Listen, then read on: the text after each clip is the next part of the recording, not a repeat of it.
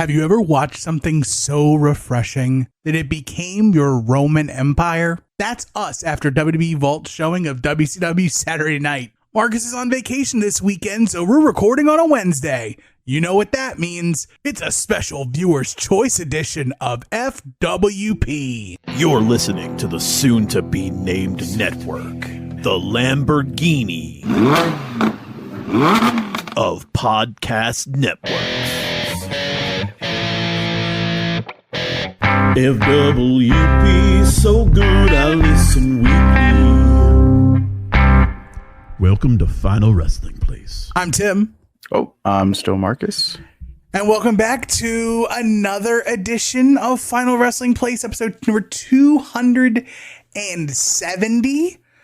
And thank you so much for joining us wherever you join us on your podcatcher of choice, including, but not limited to, Spotify, Apple Podcasts, and of course, if you're on YouTube, thank you for giving us a listen, and be sure to like, share, ring the notification bell, subscribe, all that goodness. And be sure to follow us on all social media at TNM Shows on Twitter, at Final Wrestling Place on Instagram. But Marcus, you are gone this weekend, so how do you feel in the middle of the week on a Wednesday? Feels like when school would let out in the middle of the week. Uh-huh. That's kind of what it feels like. It's like I feel like I should be doing more on Thursday and Friday, but nah, that's just not my style. That's just not my style. That's right. Not at all. But yeah, man, you're going on vacation, and we didn't want to leave you super hanging. I mean, we've already used a bunch of PTO, and there's the last thing we need is somebody else on the soon-to-be-named network taking pot shots. So we're not going to let them. No, I'm kidding. I'm totally kidding about that. But Marcus, I noticed something. We've done these podcasts on video, at least on our side, for quite some time. And I noticed you have this cool neon light behind you. How much does that go for? This bad boy, I'd have to look it up, but I think it was probably close in the, with 2 zeros. Okay. Cool, pretty penny. Of course, Mr. Tim is talking about my Heart Foundation wall lamp. Wall light? Is it a wall lamp? Did that make up a thing? Or is it a wall lamp? It's a wall lamp. Yeah. It's not bright like a lamp would be, but I think it's a wall lamp. Well, I got it turned down super low, so like there it is. Hurt your eyes. That's right. But yeah, a nice little chunk of change. Not gonna lie, I needed a good couple weeks of the opportunity business. Let's put it that way. Well, whether it's the opportunity business or the offering plate, I'm sure you had to find a way to mortgage your house 1 time, 2 times, possibly 3 times to get quality lighting like that in your backdrop. Whatever the price was, it was just the right amount to get the job done. Fair enough. I'm just curious. It caught my eye. It was definitely eye-catching, and I'm sure it would be for anybody else who would be seeing you in the seat you're in now. But typically for these shows, we've had an entire week of wrestling to consume, and we get to cherry pick and decide what's best to talk about. But Marcus, we both came to the consensus really early, shortly after the group watch of WCW Saturday Night, that as you said, the feeling's been restored, bruv. That's right. And we're just gonna ride the lightning, man. We're gonna ride the wave, and we have carried through. Picking up right where WCW Saturday Night left off, we jumped ahead maybe like a week or 2, and we watched Fall Brawl 1994. I have seen this Fall Brawl so many times. How about you? Yeah, I've definitely seen this one a good bit. This one was like always one that was available at like Blockbuster. Right. And they didn't always have the best assortment of WCW shows. It was like this and Wrestle War 91 were like the most Right. common WCW shows they had. So I've seen this one a good amount, and it's a cool look. We talked about last week, like with fall of 94 kind of being almost a sweet spot of like you have Hogan, but all of the Hogan stuff hasn't infused the product yet. You mean the cronies? Is that what you mean? Are you cronyism? The cronyism has not fully perfilated. There's a word I want to use. Infected. Propagated is the word I'm looking for. Yeah, it's just really like Hogan on top with Flair, and that's kind of it. Right. So it's this show, I think you start getting some of that Hogan cronyism, as I'm sure we will cover. I'm sure we will. For the majority of the show, this is still very much a WCW 1994 show. Wrestling, if you will. It is. And it's Fall Brawl, baby. This was the must-watch pay-per-view for me every year. Even though, like, I'm an October baby and Halloween Havoc is absolutely my jam. But if you were any kid, or adult rather, that was growing up on Turner South and the Superstation and all things WCW, WarGames comes up and it is appointment viewing. Even some of the worst War Games is definitely worth the price of admission to carry you through to the Would you say the pape. War Games is like pizza? Yes, War Games is pizza. War Games is my pizza match. It could be the worst War Games ever, and trust me, I think I've seen all of them, and even the bad ones. Looking at you, NXT. Yeah, man, even then, like, those still good, man. I nom it up. So it's actually kind of serendipitous that we're recording this today, Marcus, because I saw this is the 30-year anniversary of Fall Brawl 94 as of this recording. Now, of course, we're not putting this show out early. This is going to drop when it drops. You're listening to this Monday morning to start your work week off right. But as of this recording, this is the 30-year anniversary. And Marcus, let me tell you, I feel old. it helped a little bit that the show kind of looked its age. Like, it was a dimmer lit building. It wasn't like this grand arena. It wasn't the super huge production that would be like WCW, like 96 and 97 and 98. Right. So the Hogan money hadn't fallen in yet. Yeah. I think by this time, I'm guessing around this time. Well, when is the I try to block out as much Eric Bischoff stuff as I possibly can, as I see that you're on the slush fund today. Sure am, baby. Coke Classic. Yes, sir. The best. I try to block out a lot of stuff that Eric Bischoff says, but we might be coming up close to, the first dollar story, right? Oh, where Bischoff takes over WCW.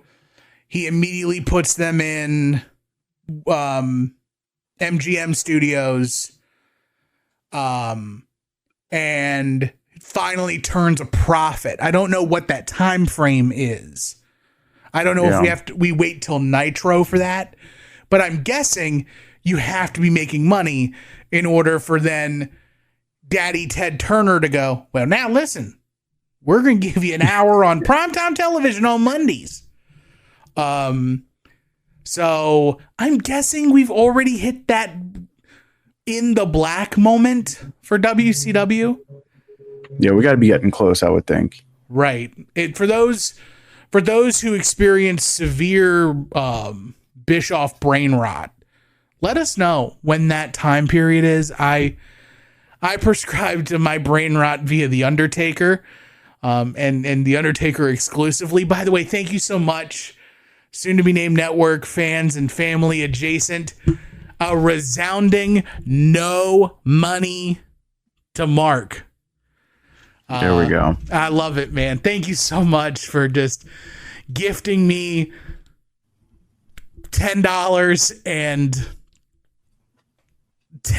45 minutes of my week, because I would have lost all of that to carry on the undertaking at the level in which I wanted to for you all, for you people.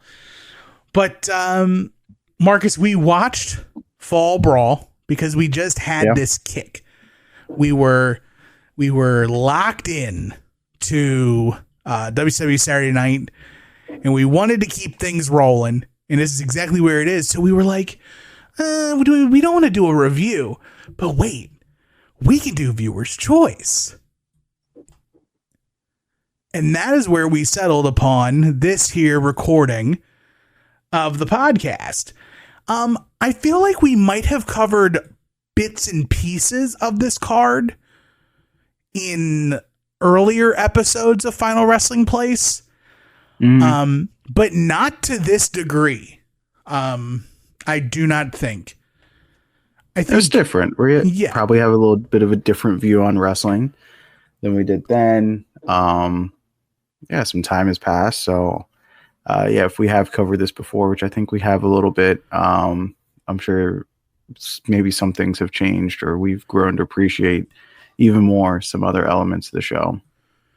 Right. So we're just going to ride that high, and we are going to give you the must watch, the must skip, and the MVP of Fall Brawl 94 live from the Roanoke Civic Center in Roanoke, Virginia, on this day 30 years ago. Marcus, do you have the card in front of you, spoiler free? I sure do. Heck yeah. We will start with the show proper. We had a match for the WCW World Television Championship as Lord Steven Regal defended against Johnny B. Bad. We had Cactus Jack taking on Kevin Sullivan, and the loser leaves the WCW match. We had a scheduled match for the United States Championship as Stunning Steve Austin looked to challenge Ricky the Dragon Steamboat. We had a tag team title match for the World Tag Team titles. Pretty Wonderful defending against Stars and Stripes of the Patriot and Marcus Alexander Buff Bagwell.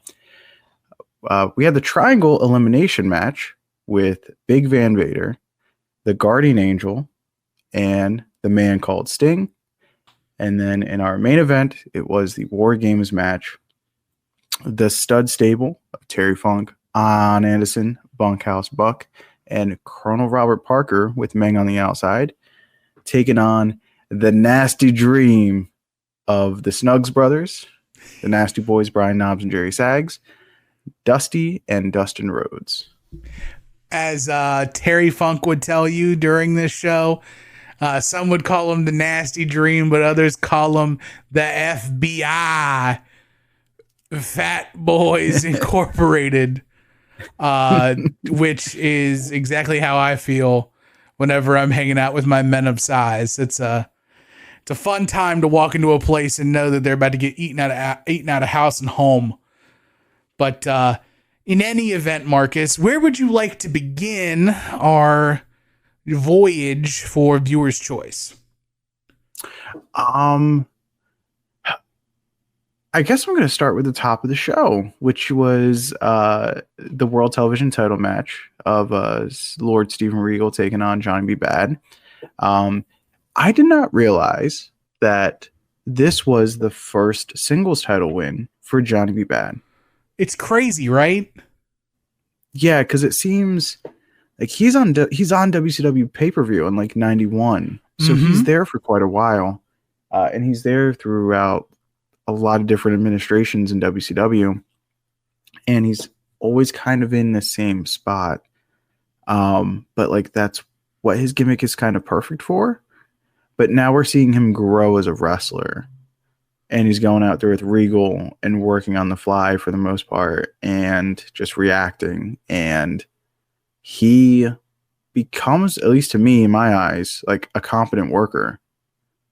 And he's put the pieces together of being a super entertaining and overact with the WCW crowd, being a TV star, and now being a competent in-ring worker with it. I think you hit the nail right on the head. Like, I think there's actually like meat on the bone to kind of talk what ifs with this. Like, especially like, what if Johnny B. Bad never left WCW?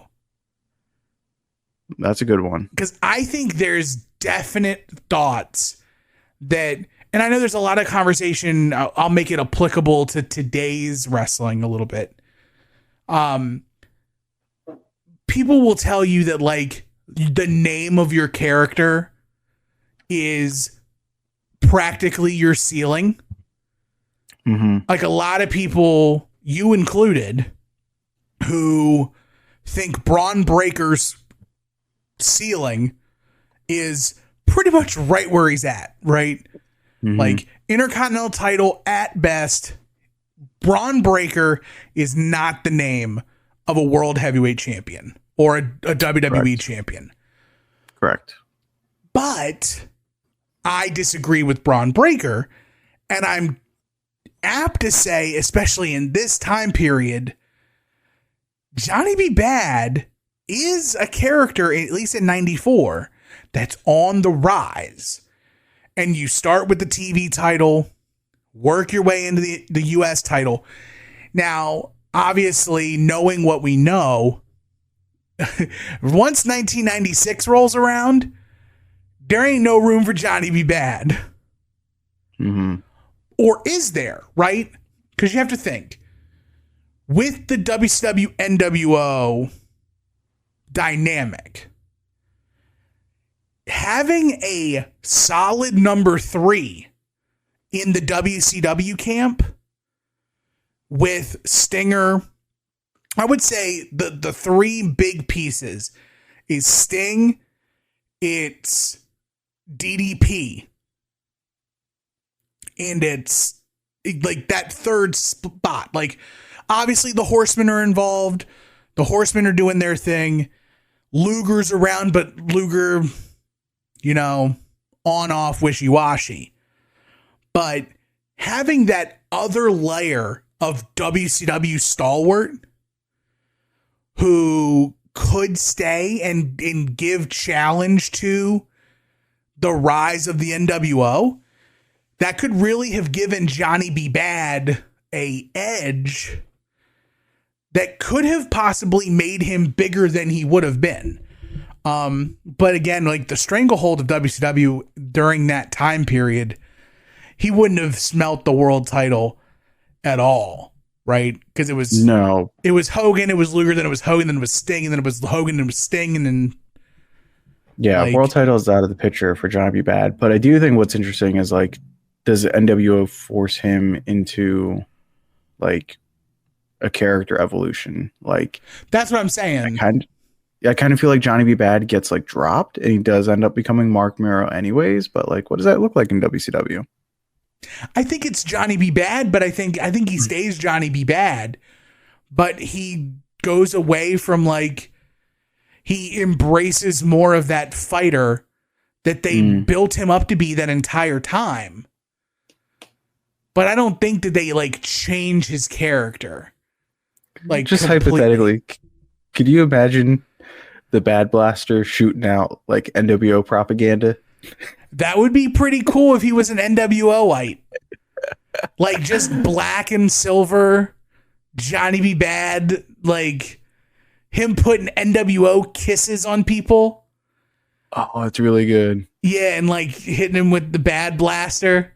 Like, imagine the the job he did to Max, or the job Max Payne did to him with the Bad Blaster, and then Johnny B. Bad uses it as a weapon against everybody. Yeah. He just like takes DDP's eye out with it, just bow. And then like when he turns on the NWO and goes back to WCW, that Bad Blaster's right there too. Right. It shoots out the purple and gold. Yeah. Just I'm already getting successfully chills. booked Johnny B. Bad's NWO We sure turn. did. We sure did. We just booked Johnny B. Bad's imaginary WCW career. Past 1995. But this match was, like, getting back to the matter at hand, this match was awesome. And it kind of made me think too, has wrestling always been there's only room for one British wrestler who's really good at a time?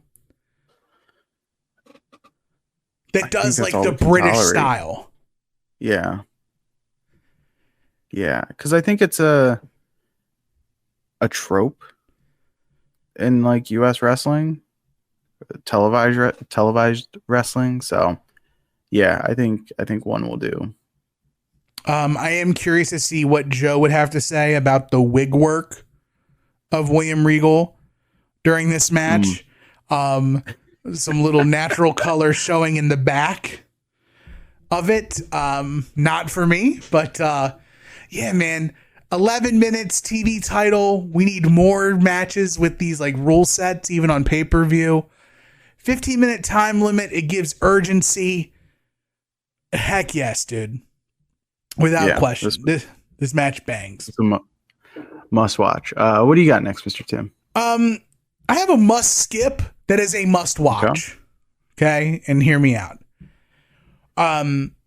I will never tell anybody to willingly watch Bad Terry at any point in time. But very early on in the show, they show a recap of the Clash of Champions where Hulk gets tire ironed by a masked man who is absolutely not Arn Anderson. Not at all. Not a chance. Like, I know one of my top 5 favorite wrestlers of all time. I know how that man walks. That masked dude. That's on and the sun, if you will. But Bad Terry getting tire ironed was awesome. But what's must skip is they cut to a picture of a fan's sign in the crowd that did an anagram of the word Hulk. I don't know if you caught this. But no. They spelled out what Hulk stands for. Okay. And it was humanity, understanding, loving kindness. 0 for 4. 0 for 4, especially today. Much forget 1994 sensibilities.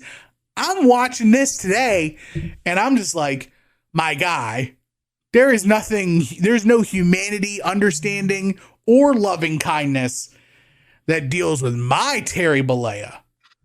That's not my Terry. That's not my Terry. That sounds like good Terry. No, sir. But honestly, like the next piece I really want to talk about is the entire WCW United States Championship saga. Let's talk about it. This is must watch for me. Thank you. It's must watch. This is how you do an angle on a pay-per-view with with 2 schmozzes. It was great. So Steamer's got the belt. He has to relinquish the title. He relinquishes the title to Stunning Steve, who Steve is doing the fake cry, and he's like just egging Steamer on. And Steamboat goes, just so you know, every day you look at this title, I want you to realize you never beat me for it. Tomorrow, I go to rehab. And then Ricky Steamboat was in rehabilitation for roughly 15 years for his back until WrestleMania when he works Chris Jericho. Aside from a couple of one-off things in Ring of Honor that he does that isn't like a match per se. Couple of chops, couple of paydays. Yeah, a couple of chops, couple of 1, 2, 3s, a couple paydays, shaking babies, signing hands. But then we get the hullabaloo with good for nothing Nick Bockwinkel. Basically doing the whole card subject to change. And that Steve's got to defend the title. And Steve has a point. I agreed to sign to wrestle Ricky Steamboat. I'm not here to wrestle anybody else. I'm done. The match's canceled. I have the title. I'm out of here. And Nick Bachman goes, well, no. We have to give the people what they want. You have a mystery opponent. And the mystery opponent, I believe, if I'm right, it's a debuting Hacksaw Jim Duggan. That is correct. So, first time in WCW history that Hacksaw Jim Duggan shows up. So much so that like the music plays, nobody knows who it is. And then the WCW screens pop up and say Hacksaw Duggan. And the Roanoke Civic Center goes banana, right? And this, Wikipedia gives it 35 seconds. But if I could get this match, Duggan versus Austin, like twice a year on TV, today, in 2024, if I could get this match twice a year, maybe not on the same promotion, but like maybe WWE does it in February and then AEW calls it back in November, I would love it. More spur of the moment. Some would say fluky, but like caught off guard flash victories that matter. Yeah, we don't need like a 10-minute match. Right. Like, no, it was exciting. Like, people were into Jim Duggan. He got a really good pop, a good surprise. Like you got an injury. It definitely stood out on the card because there's amazing variety on this card too, as we'll get to, right? We had like your hold for hold match to start things off. Another match we'll maybe talk about, that was the complete opposite. And here we get like an angle and we get like your quick win. We get your surprise, your basically your quick knockout, your upset. Right. And Austin selling after losing the title. Oh my gosh. Like, it's so good. His over-the-top theatrics. I'd be curious to go back to 1993 or 1994 WCW and see how close does Steve Austin get to being Stone Cold without being Stone Cold while he's still stunning Steve Austin. And I know he's getting close to the end of his time in WCW here, but this was a lot closer to Stone Cold than stunning Steve, right? So the stuff with Nick Bockwinkel after getting handed the United States title, all of that to me is early early Stone Cold. Mm-hmm. Yeah. Now, the theatrics after, not Stone Cold at all. That's definitely a callback to Stunning Steve and like being more childish and less adult butt whoopee, right? But in any event, man, I think this is good place. I think this is must watch. Now, the Lord giveth and the Lord taketh away. Because they have Hacksaw Jim Duggan cut a promo after this. immediately starting the Hulk Hogan propaganda train. Where it's like, my good friend Hulk Hogan is gonna beat up on Ric Flair, blah blah blah, the bogus world champion. And I'm like, boy, we start now. The Hogan train is, he's here. It's not humping around. Yeah, it's gone from, like I said, like most of the show being 94 WCW. It's like, this is where it starts. Like this segment with Duggan, it's like, okay, now we get Hogan and friends, Hogan and cronies. Now we get to the overbearing nature that would be like 95, 96 WCW. Where it's just too much red and yellow Hogan. Right. Do you want to talk about Loser Leaves WCW? I was just confused by this as a kid, and it's not any clearer to me as a grown man. So I don't understand why are they fighting? Why does somebody have to leave besides the fact that Kevin Sullivan's the booker and Cactus Jack isn't liked? You want to know what I picked up the most in this rewatch? Bobby Heenan is doing his biggest Jesse Ventura impression here.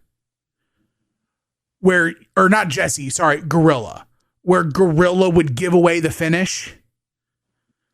Like Gorilla could never be wrong on commentary. So all through this match, Bobby Heenan is like overly hyping the importance of being a WCW superstar. He equates having a spot on this roster to holding a championship. And he outright says, anyone who wants to leave WCW is a fool. You're essentially automatically making the loser of this match look like the biggest sucker you ever could. And then, of course, the finish was like, God bless Cactus. Like, you want to talk about another what if? What if we got this Cactus, this Mick Foley in WWF? Yeah. Instead of waiting 2 years? Yeah. Because it's pretty much the same spot from the match previous, but they had used it in the match previous for like their big false finish. Whereas here it's actually the finish. And so it's just kind of like, you got the Booker man involved. You got Cactus Jack involved. Like, you guys. Doofy Evad Sullivan. There's not another way to get Evad involved and get him into the finish. Do it on the outside. Like, Evad and Cactus have a brushing. Kevin Sullivan pushes Cactus into Evad. They crack heads. Sullivan rolls him into the ring, does a little stupid double stomp on the belly welly in 1, 2, 3. Because that was his finish, right? I think so. Yeah, he did the whole poop squisher where he just like made people poop their pants. But yeah, Cactus gave everything in this match. That sick. People talk about today. Swerve Strickland shouldn't be getting injected with a syringe in his cheek. Cactus Jack got body slammed off the second rope to the concrete floor. Made a pretty sick thud. For what? Right? And then he like immediately gets body slammed again. Right. And he gets backdrop because they go outside and Cactus goes for the pile driver and Kevin reverses and flipsy doodles him over. And just Cactus is... Somebody should have sat Cactus down real early, much like CJ Stroud did to Caleb Williams this week. Like, hey, stop taking these hits. You're a good kid. Stop.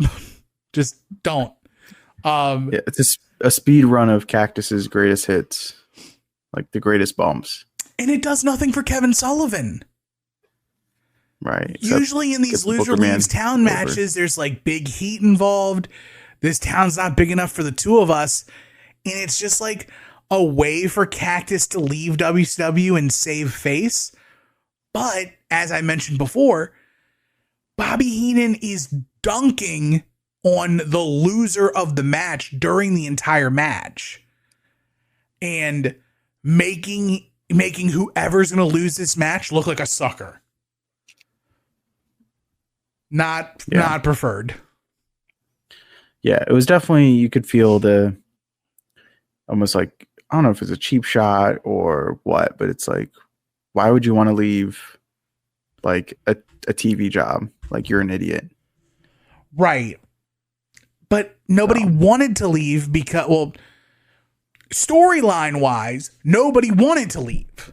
But the way Bobby was making it sound like he was blending the colors of on screen and off screen. Right. Yeah. It was a lot of off screen. It's like, and Bobby goes through it the entire show. Like, he is the biggest like homer for WCW ever during this entire card. I'm sure he was loving WCW because he just got his neck fixed again. Yeah. Or his neck fixed for the first time. So yeah, he's probably captain WCW at this point. Yeah, he's on the vape. He's got vapors. He's feeling himself in a mighty way. What else captured your imagination from this, Marcus? Dude, I actually loved the World Tag Team title match with Stars and Stripes and Pretty Wonderful. I didn't. Okay. Because Paul Roma is Tony Nese, and I'll never not see it again. Paul Roma has so much charisma here. Does he though? I think so. I think so. I don't at all. I think he hits that drop kick. No, it's he faux hits charisma. That drop kick.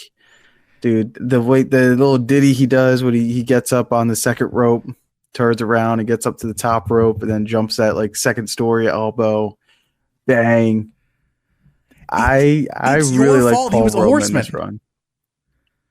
Huh? Paul Roma as a horseman is like 5 people down from being the worst horseman. Not even close. Not even close. Who's the worst horseman? Dean Malenko. WCW PWI 500 Wrestler of the Year of 1996, Dean Malenko. He's also the worst wrestler of the year in 1997, Dean Malenko. Yes. Also the worst PWI 500 winner or whatever. You can't tell me in 1997 Dean Malenko had a better year than Bret Hart. Are you kidding me? I can't, but I also can't say I can't say that Dean Malenko is a worse horseman than Paul Roma. He is the worst. Paul Roma is ridiculously good looking, and he's jacked, and he's ripped, and he's tan, and he has sweet airbrush tights and t-shirts that he wears to the ring. Dean Malenko has his little Iceman trunks, and he rubs his little wrists, and he's got his little black vest sometimes, and he does his little neck crack. Is that supposed to impress me? Is that supposed to scream charisma? Is that supposed to scream stellar athlete, man with all the belts? Is that supposed to scream winner? No, not to me. So no, Dean Malenko is the worst horseman. I don't agree with that. T&M shows on the Discord. Who's your worst horseman? I will say I popped extremely hard for one spot in this match. Marcus, do you know what it is? No. All right. Near the early first half of the match, Marcus Alexander Bagwell's laying in the middle of the ring. Mr. Wonderful hits them ropes, does that wiggle, and the crowd on hard cam is like wiggling with Mr. Wonderful. And then Mr. Wonderful drops that forearm. I was done. I knew that spot was coming. I was waiting for it. And then as soon as it happened, I was elated.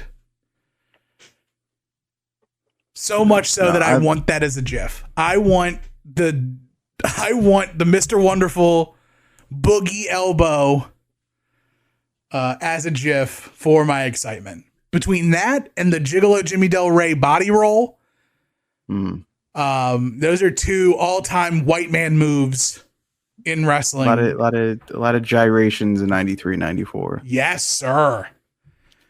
Dudes rock. I'll go must watch. Okay. I don't know if you're gonna agree with me again. I thought the triangle match is must watch on both ends. The little 5-6 minute sprint that Vader and Guardian have, I really like Boss Man turns on the Jets compared to how he finished like his end of 92, 93 WWF. Right. 2 feet out the door. He's humming, man. He's got the motor going in this match against Vader. And then I think this is a forgotten Sting Vader match. Yeah. I know that we said during WCW Saturday Night that was an all-time Sting look. I will always poo-poo this version of Sting because it looks too much like NWO Sting. Like the tan, the jacket specifically, because that's the jacket that the NWO Sting wore. The gold rippled jacket. His Clash 1 jacket, I believe. Okay. Yeah. But any event, man, this Sting Vader gave it to me. Now, I will say this entire match is a little too convoluted. It is like most WCW. Yeah. Dog. So we had a triple coin flip. We had time limits for both matches. If the time limit expired, you went into a 5-minute overtime. And then if the 5-minute overtime expired, which nobody knew about, it's sudden death. And sudden death means if you are the first person to leave your feet, you lose. And somehow, with all of the craziness and all of the most WCW-ness being WCW, Vader Sting smashes, bro. Like, it does the thing. Yeah, man. Credit to Vader. Yes. Like, being able to do this whole entire segment, like, what is it, 5-6 minutes with Boss Man, and then is it 25 minutes with Sting? So because it's a shoot 15. Yeah. It's a shoot 15 with Sting and then a shoot 5. Yeah. So probably he went like 7-ish with Boss Man. But even then, sorry, Guardian Angel. But even then, like, you're going 20 plus minutes. The whole thing is 30 minutes. The whole match is 30 minutes. Yeah. So he went that whole time. And there was only just like a small breather between Boss Man and Sting. But yeah. And Harley Race puts the headpiece back on in between matches. Yeah, Vader gets the headgear back on because he pops the top for gold for Boss Man, and he's like, "Oh, Sting's here. We got to gear up." Yeah, got to gear up. Re-enter the Vader zone. I completely forgot though how mobile and effective Harley Race was for Vader at this time. Right. Because like I remember like Vader Cactus or like even Vader Sting earlier in like 93. And Harley Race wasn't moving like this. Or he was, and I just wasn't remembering it. Yeah, I guess I don't remember him being that active in 93, but then like he gets involved in Flair Vader a little bit at Starrcade 93. But yeah, here he's moving. And He as a drops the kid, I big think because headbutt. of like that headbutt, like that's a shoot finish. It's just cool to see Harley Race like still be able to move a little bit and drop the headbutt. He also takes a shoot punch to the face from Vader on the outside. That was crazy. Yeah, he does. He didn't even blink. He was just like, throw it, Leon. Oh, he ate it. He ate it. So maybe he just wanted to feel alive, but what? Yeah. Crazy behavior. The jacket was sweet too. Just the Vader race. Yeah. Yeah, man. So good. But yeah, this match, Sting and Vader, it's 20, past the 20-minute mark. Yeah, they're just going at it. And I really liked the sudden death round because that's where, like, as I get older and like I truly appreciate like and miss like really good strikes in my wrestling. Yeah. It's like they get a whole other match and a whole finish out of strikes and storytelling and selling. And that crowd is going nuts. And yeah, you would think it's 1984 in Memphis, the way this crowd is reacting. Mm-hmm. But it's 1994 and it's in Roanoke, Virginia. It's just great storytelling and great strikes that look vicious, probably are vicious. But Sting selling is amazing. Vader selling is amazing. And the story they told the whole match, it all pays off at the end with the different dynamics. And so those are just good stuff, man. Again, a little long, 30-ish minutes, but like, I don't know. That's like the average match length of a good match these days, right? Right. So, and to me though, Vader Sting is 3 matches. Because you've got each of the segments of their match, quote unquote, tells its own different story. The first 15 minutes is the endurance round, right? Vader always rode Sting hard. Sting always got his lunch served to him with Vader. mm-hmm. Like even if Sting came up ahead, he was always in a fight with Vader. And Vader gave him that work all day long.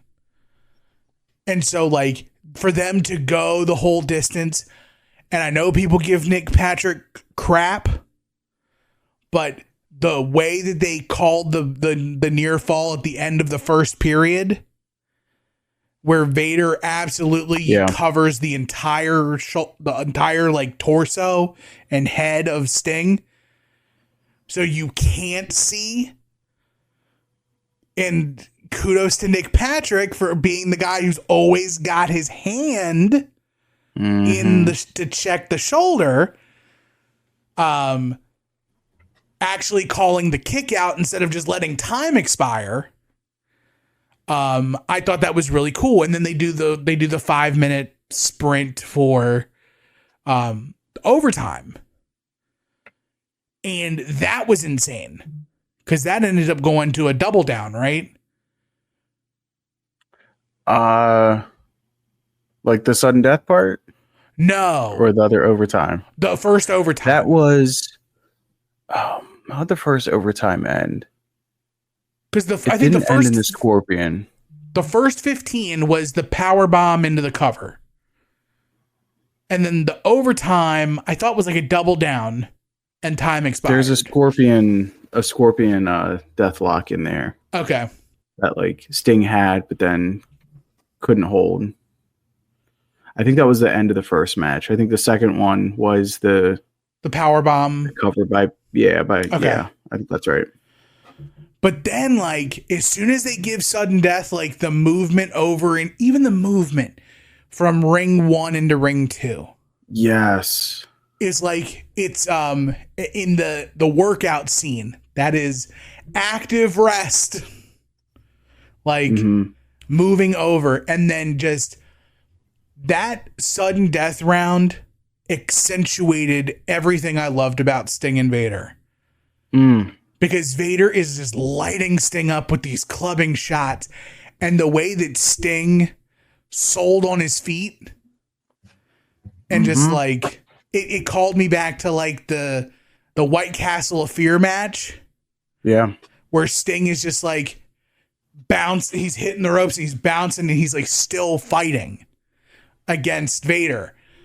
And the fans bit every time Sting hit a corner. Like Vader would hit him dead center in the middle of the ring. Vader would just take his head off, and Sting would go, whoa, and flop in the corner and like knee 6 inches from the ground. And you're like, crazy, right? And the finish is smart too, with the exaggerated clothesline. Or no, sorry. The clothesline was the Guardian Angel. But Guardian Angel coming and getting a piece of revenge for Harley Race. Yeah. Nick Patrick has to try to separate them. Sting drops Vader. Then another masked man. Absolutely not. This one, absolutely not Arn Anderson. Who they tried to play off as it being the same. Yes. Right. It's like, it's the same masked man who kabonged Hulk. No, it's not. That's not Arn Anderson. I don't know who this guy is. But it ain't Arn Anderson. It's probably Brad Armstrong. Because he's in the opener, the dark match. Ah, you know what? That's a good call. I think that's Brad Armstrong. He moved too wiry. He was looking like Arachnaman. Or Bad Probably Street. looks like Fantasia. Fantasia. Yeah. But just the whole Vader goes down, crowd goes boom, then Kalang, down goes Sting, ups Vader. And this is the second heavy-handedness of Hogan and Friends, right? Because now we have the #1 contender for the WCW title. Mm-hmm. And we are immediately starting into the tropes of Hulk's big enemies. Hulk and the Monster of the Month. Yeah. Right? Like, he's still tying up things with Flair, but he's got Vader. Yeah, they already lined up Vader, and Hulk's storyline is now bleeding through to the rest of the roster with the tire iron. Yes. The Masked Man. Like, yes. Now that's trickling down the roster too. Yes. It's like WCW is starting to revolve around Hulk Hogan. And not in a great way. Not in a good way. Especially, like, there's parts where they would do, like, the cutaway to the 3 men on the outside with, like, Gene, Bobby, and Tony. And, like, just saying Hulk Hogan's name on the open air mics, there was a noticeable boo coming from the crowd in September of '94 on Hulk Hogan. I want to give the video, or like the picture-in-picture promo from like Flair in the limo and Sting at the Hogan at Vince's private gym in Stamford. I want to give that like must watch, but I can't. I can't either. No. I just find it cool that Flair's taking the call from a phone inside of a limo. Yeah. And he's got his floozy answering the phone for him. It's like, oh, who is this? Yeah. Good stuff though. Then we get to War Games. Right? Yep. The promos leading up to it, the 4-man promos throughout the card were awesome. I'm gonna go on record. I think the Stud Stable team is like a top tier War Games team. Okay. Even with Colonel Robert Parker. Funk, Buck, and Double A on any War Games team? Yeah. Dog. I could even put Larry Zbyszko's sorry behind in this match. And this New World Order. Human game of chess. Bruno's yard. No, that's a a really good squad. He could have signed the game. It's a really good squad, though. Yes. I think their addition to this match really helped this feel like a classic War Games match, even though it didn't have necessarily all the intensity, maybe all the heat, and none of the juice. Right. Like, nobody was allowed to love the business on this night. Right. There was no business loving. And also, like, the juice is in the Stud Stable wanting to beat up a part-timer. And, like, it really leveraged off of the history of Terry and Dusty without actually leveraging the history between Terry and Dusty. Yeah. And like there's some heat between Arn and Dustin. Some. Yeah. But then it's Bunkhouse Buck and Dustin, because that had been a pretty consistent storyline and feud throughout 1994. Right. Like, I mean, those guys have a heater at a Slamboree. Yes, they do. From May. And Dustin does a gnarly blade job at the end of that match. Right. So yeah, that was kind of the main feud heading into this, but like you add Dusty, you add Terry Funk, you add the extra gimmick of Colonel Robert Parker having to be in the match as well. It was still really good, man. Like, even though it didn't have the blood, it may not have had all the heat. Like, there's so many good workers in there that, like, they knew how to structure this match and they knew how to get the most out of all the parties involved. And the fact that it's Dusty putting the figure 4 on Colonel Robert Parker, like, that's what everybody wanted to see. It's like, wanted to see Dusty do it. And they wanted to see Colonel Robert Parker get his. So like, that was just awesome to see. And Meng is actually like kept at bay on the outside. And then like we got our finish. The good guys get out of the ring. Meng storms in and the babyfaces take their powder and they do their victory lap on the outside. And you're left with the heels stumbling around and selling the beatdown. And it's just really good stuff. Terry Funk is great in this. That's a given. Arn Anderson in War Games.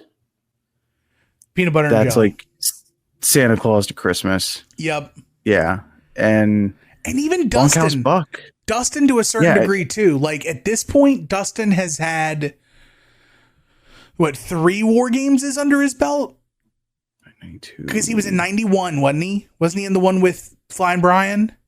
No, he's not in that one. But he's in 92, 93. Yeah. And so this is his 3rd War Games. Right, but he fits, no pun intended, he's a natural. Right, and he is the babyface equivalent of Arn Anderson, right? Like Yeah. If you need a starter for a War Games, Dustin. Yeah. Like, even like I think in his first War Games, he had the busted up ribs. And like, yeah, I believe you're right. Yeah. And he like, insists on going first. Mm-hmm. And I think he actually goes heads up with Arn to start that. I think I'm right. Yeah. That's a I'm good looking one. right Yeah. now. Hold on. We're getting there. I can't remember if it's Arn or I think it's Stunning Steve. I think Stunning Steve starts that one. Does he? Yeah, I think Austin starts the 92 one. It's Austin and it's Dustin. Okay. Yeah, but either way, like Dustin starting with the ribs and everything, like he's an endurance guy who can go. And but I do want to give credit, and I want to give my MVP of the night away right now. Yeah. My MVP is Meng. Ooh, okay. It didn't click for me until rewatching this that the amount of work that is being put in on Meng the character is so much so that they found a way to make the already dangerous Haku more dangerous. Like, Meng is not to be trifled with. And we haven't even gotten to him being in the ring as a full-time competitor. Yeah, it's kind of crazy. They treat him like the monster that he does look like and is. And then they slowly bring him along in the ring as if he's not 8 years in and like really good in the ring to begin with anyways. So it's like by the time he does start to wrestle, it's like, oh yeah, like of course he's having great matches with Sting. Yeah, because they took their time in 94 to establish Meng as not being like, for all the credit or for all the negative they would have done with all the other WWE or WWF cast-offs that come to WCW, right? They took their time with Meng. And no wonder he's like one of the more like revered and like memorable WCW characters through that NWO WCW feud. Yeah. Like, they really took their time, developed him to be a threat. With all the broken wooden chairs you can find, everything, building him up to even get into being in the ring. Like, a year later at Bash at the Beach, I think Meng is having his first match or first major match. He's in the U.S. title tournament in that summer of 95. And so at Great American Bash, he has a match with Sting. Sting wins, and then they run it back at Bash at the Beach. Right. And that's a crazy match, too. And like the promo videos of Meng being like a spike and a trained assassin. Like, yeah. Dog, he was it. Like, they out-Vinced Vince on that one. They did. It's because they went the pro wrestling route. Right. So they absolutely did. I can see that MVP. I respect it. I'm going to give my MVP to the man they call Vader. Yeah, he worked his butt off. I mean, he carried that middle portion of the show. Yeah, he did. 30 minutes, hardly any break, plenty of strikes. All three, everybody was sending them live rounds. big bumps. It was awesome. Yeah. So yeah, I'm gonna give it to the man they call Vader. I was super impressed with his evening. Right. A bit of a forgotten night. Like, you think Vader, it's the eye match with Stan Hansen. Mm-hmm. It's, pick your White Castle of Fear, or the strap match or whatever. The other match was Sting from like Bash 90 or Great American Bash 92. Mm-hmm. But like, no, like even Final Four, when you think like Vader matches, but like this one I think gets forgotten about this whole 30-minute stretch. I mean, even another Vader match that maybe isn't like the most friendly remembered, but like I think it's pretty sweet. It's Royal Rumble 98 with Goldust. Oh, with Goldust, yeah. That match is like one of Vader's like, that's Swan Song Vader, right? Because like he's out by later that year, No Way Out, right? Yeah, he's out. When's he done? That spring? When he gets wrenched? The wrench is No Way Out, I think. And then he comes back and he has one match with Kane. Yeah, he's got a match with Kane. Decisively puts him down. Yeah, and we get the promo. And then I think he comes back to do a couple TV matches and he's gone. Right. But he, like, as a main player, the match with Goldust at Rumble 98 is like Vader's swan song. Yeah. It's ain't as good as I once was, but I'm as good once as I ever was, right? That is this. And kudos to Luna for deadlifting Vader off the second rope and splashing him on Goldust with all her strength, even though her feet were not touching any part of the ground or the ropes. Kudos to Luna for that. But let us know what you guys think. Have you guys been like us? Have you restored the feeling of WCW 94? Did you go ahead and watch Fall Brawl like we did after watching WWE Vault? Let us know in the Discord at TNM or the TNM Shows channel. Let us know in the YouTube comments. And let us know on social media, man. What do you feel about Fall Brawl 94 and all the stuff around like WCW in general in 94? But let's parlay into a little bit of banter and mix it in with some weekly purchases. I know that it's been 4 days since the last time we talked, but even then, I got a story to tell. Oh, so, all right. Did you buy anything in the last 4 days? No, I have not. No, I have not. But you will have a haul, I'm sure, come Wildwood.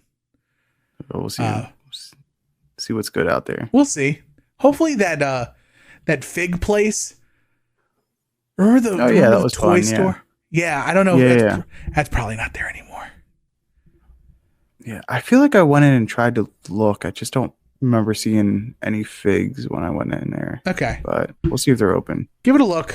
But so Sunday night, my loving wife was making dinner in our crock pot that I got over Christmas.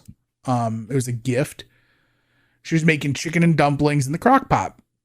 And like she put the food in really early, like 2:00 start on this deal. And like even around like 8:00, she's like, it's not done. It's just not done. So she has to like transfer it to a big pot, whatever. So we're like, okay, the chicken and dumplings didn't really do so well in the crock pot. We'll keep going. So then last night, our roommate made meatballs and like homemade marinara sauce for meatball subs. She pulls out the crock pot and she puts all the meatballs in the crock pot, and she goes and like checks the meatballs like in an hour because it doesn't take that long to cook. And even an hour in the crock pot on high, the meatballs were still frozen to the touch. Wow. So Shoot. a 9-month-old crock pot dies. They don't make them like they used to. I was so heartbroken, dude. It was one of those, I don't know if you've seen it. I don't know how often you go to Walmart nowadays. But Drew Barrymore has her own brand of like kitchen stuff called Beautiful. Okay. And so I had the Drew Barrymore crock pot, and it was cool. Like, it had the digital display, everything was cool.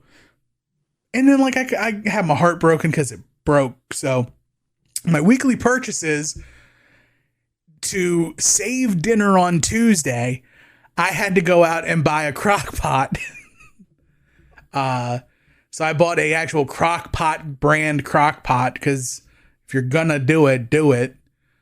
Fool me once. Fool me once, shame on you. Fool me twice, you ain't gonna fool me again.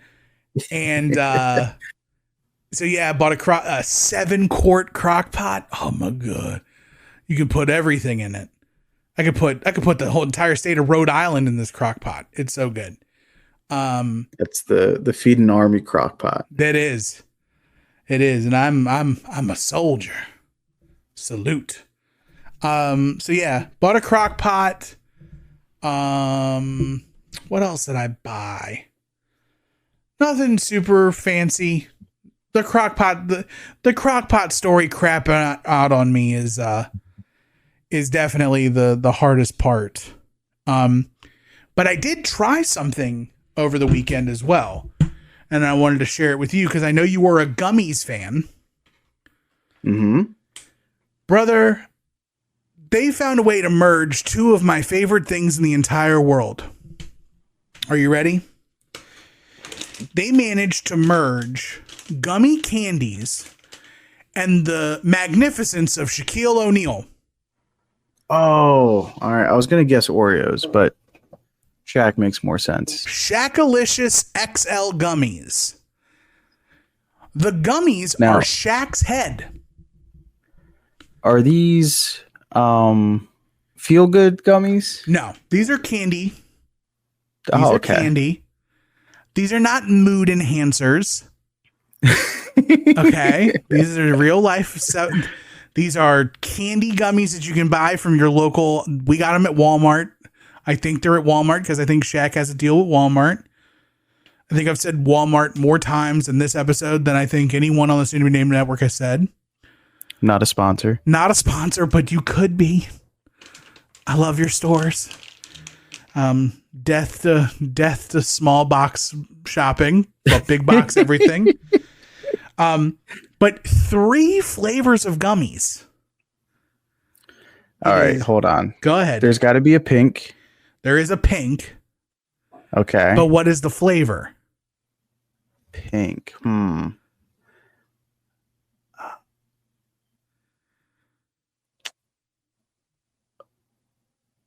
going to go generic and go strawberry. Not strawberry. So the pink is peach. Yeah. Yeah. Now there's 2 more flavors. Is there a purple? No, there's not a purple. Okay. Is there a blue? There's a blue. Okay. So blue.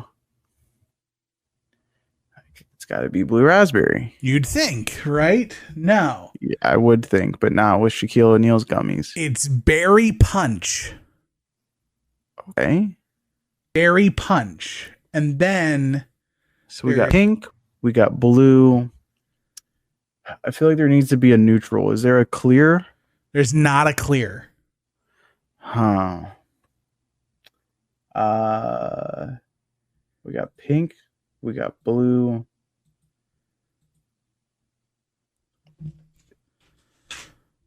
Is it straight up white? No. Is it pink, blue, green? Not green. All right, Last then I'm guess. out. Okay. All right, one more guess. Okay. Go ahead. Okay, hold on. Yep. We got pink. We got blue. You said there was no purple. There's no white. There's no Right. clear. Right. Pink, blue, orange. Orange. Okay. Now, what flavor is orange? you would think orange, but these are Shaquille O'Neal's Shakalicious gummies, where nothing is as it appears to be. So, orange.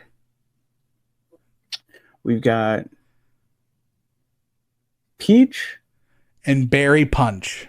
and berry punch. Uh-huh.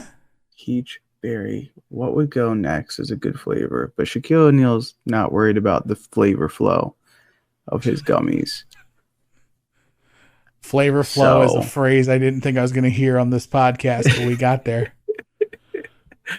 I'm going to guess creamsicle. No, it's orange. Dang it. Best rib, no rib. Yeah, man. So peach, Oh, man. berry punch, and orange. And let me tell you something, brother. Orange tastes like orange, but berry punch and peach taste exactly the same. And they neither taste like berry punch or peach. Do you know what they taste like? Fruit. If fruit had a taste. And I know what you're saying, Tim, all fruit tastes. No. If the like fruit snacks, but as if fruit was collective. Is it's all fruit. Most fruit. That was this. So Okay. yeah, man. But I'm looking forward to a solid weekend of no worries. I finish up a D&D campaign this weekend, All right. Congrats. and then I'm off D&D until November, which All is right. good. I'm excited for that. And then of course you got your trip this weekend. That's going to be fun.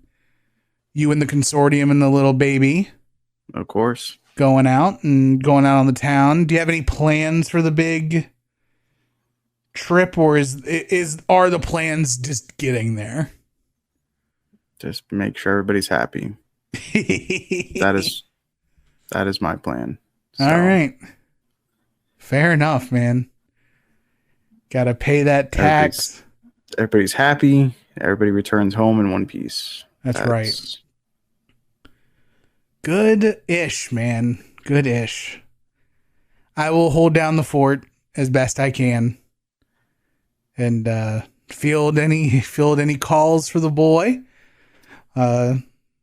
See what's going on. But I hope you have a good time. Enjoy yourself. Get some R&R.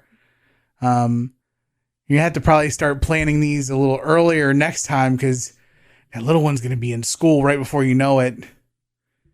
Yeah, it's kind of crazy. Yeah. She's like right Already at that cutoff too, right?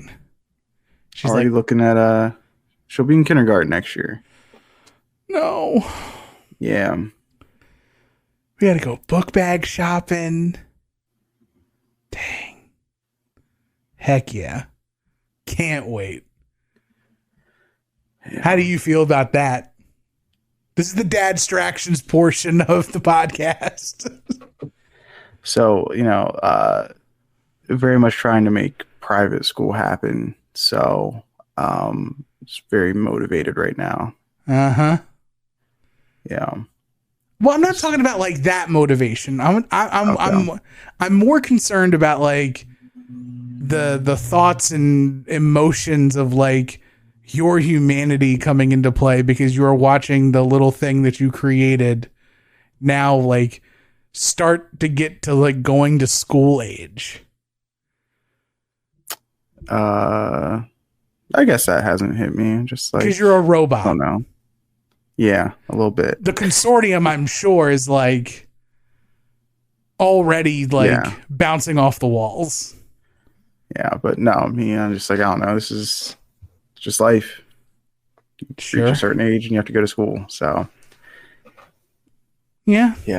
It's like for me right now, it's like the random things that she'll say, and I'm like, where did you learn that from? And it's like, oh, like school, and it's like nothing scandalous, but for example, it's like songs I'll hear her sing. Like, she was trying to sing "Ghetto Superstar" the other day. What? Yeah. How do kids her age know anything about pros? And like, she was singing it, and I put it on, and she was familiar with it, and I was like, all right, cool. For the culture. Ghostbusters. She's into Ghostbusters. She's into just like Ninja her old Turtles. man. She knows the songs. No interest in watching them, but put on the music. Let's go. Or playing the characters she's into. Heck yeah. So yeah, it's seeing the pop culture awareness start to enter her sphere is pretty cool. Yeah. I'm excited for you. I'm excited too.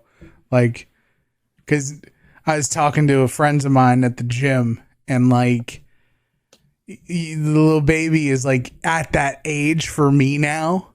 Like, this is prime Uncle Timmy time.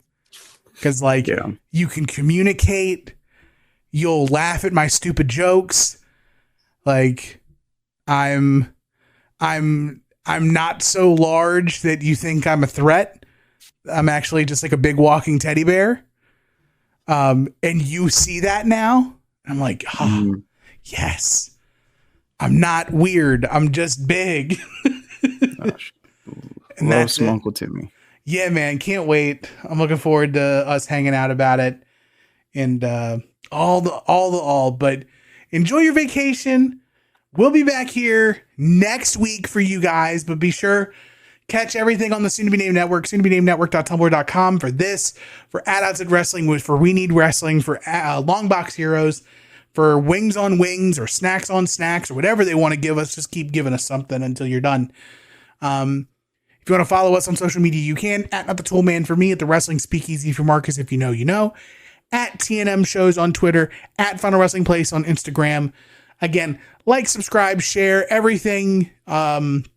Social currency is as good as anything for right now. It's still up to something season. Keep thinking about it. But right now, Marcus, all that's left is to tell the people goodbye. Bye, boys.